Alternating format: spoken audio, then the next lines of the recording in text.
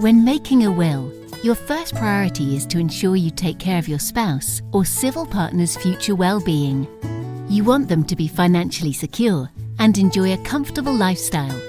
But on the other hand, if you leave everything to your spouse, there is no way to protect assets if they remarry, meet a new partner, need care, become bankrupt, or change their will. It means inheritance for your children or grandchildren could go to others, or be much less than you hoped. A flexible life interest trust, known as a FLIT, is a way to balance the needs of your spouse and leave a legacy to your children or other loved ones. How does a FLIT work? A FLIT is a trust that is part of your will. It only comes into effect on your death. You can put all or part of your estate into this trust.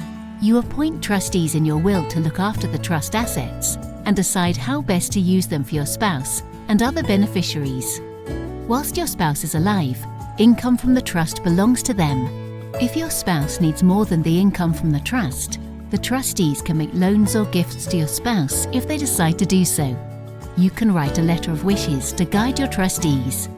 When your spouse dies, the trustees can end the trust and distribute what is left to your beneficiaries, or they can keep the trust going.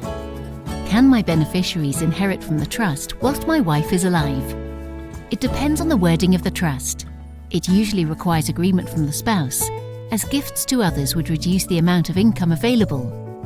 Why might the trustees keep the trust going after my husband dies?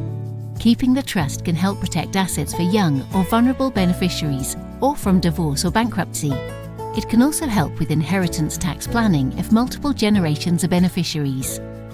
Who can I appoint as trustees? You can appoint friends or family to act as trustees if you think they are suitable.